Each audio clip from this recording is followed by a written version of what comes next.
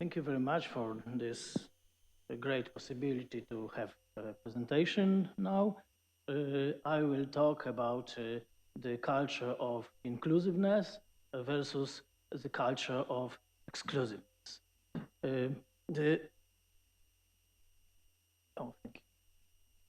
civilizational post-industrial crisis, together with its mass culture, places the other, the origin, the excluded, as one of the most important categories, of course. This is accompanied by two parallel social processes, particularly visible in the young generation, I suppose. Growing hostility, narcissistic egocentrism, exclusion versus progress in insensitivity, acceptance of the other, and inclusiveness. My starting point is this assumption of the civilizational crisis of our times. In my opinion, it is worth considering its main causes and the already visible and expected result.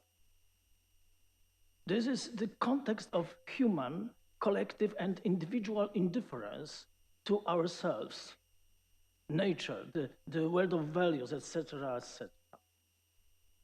This indifference sometimes even takes the form of callousness and even hostility.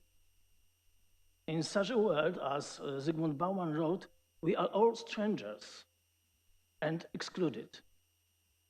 People who are disabled in any sense or are considered different, alien, or inferior for any other reason are excluded even more, surely. I also believe that in our times, each of us is disabled, inferior, and alien in many, many ways. In times of the modern civilizational crisis of post-industrialism, the fate of people in worse than average situation is much more difficult. However, in parallel, in addition to the spreading social insensitivity and somehow against it, especially among the young generation, we are observing a significant increase in sensitivity, not only ecologically, but also to other people, their harm, shortcomings, including disabilities and alienation. Various forms of volunteering are flourishing, for example.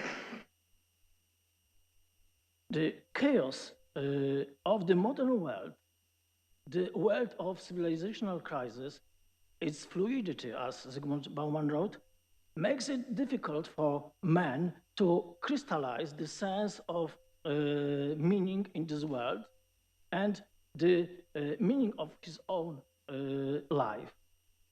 As a result, we often encounter two different attitudes to a culture of exclusion.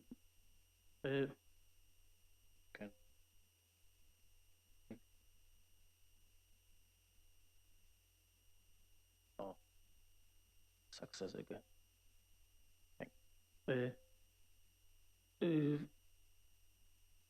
So as a result, we often encounter two different attitudes of people. On the one hand, egocentric closure, which leads to a culture of exclusion, breaking ties with loved ones, and even more reluctance to such ties with others, for example, strangers, hostilities.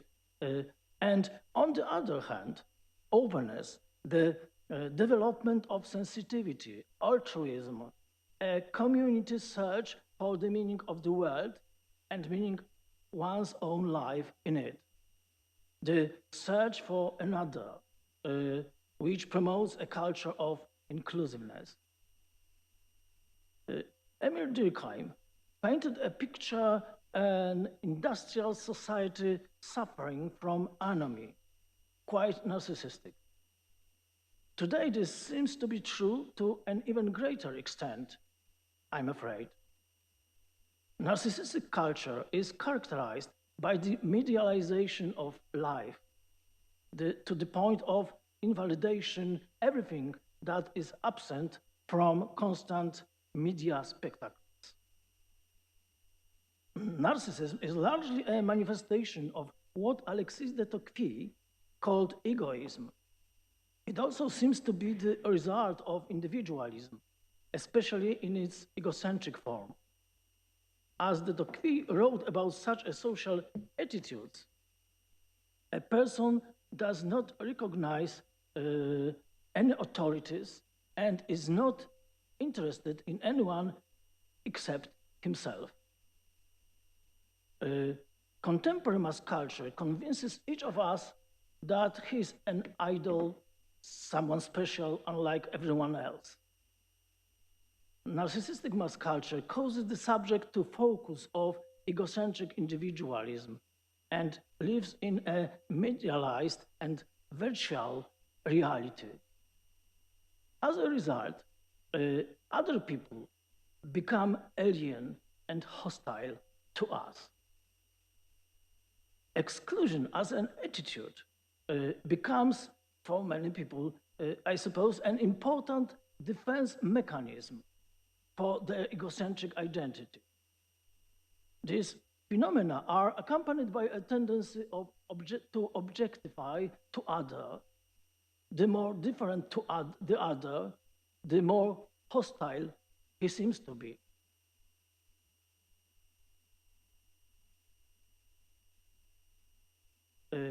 We can therefore observe two opposing processes in the modern world. On the one hand, there's a rather epidemic growth of narcissistic mass culture, which results in an attitude of alienation and hostility. On the other hand, we have the globalization opening of the world, the disappearance of borders, the confrontation of cultures, which, in the situation of quite common immaturity of many people's identity, increases the mentioned mental effect.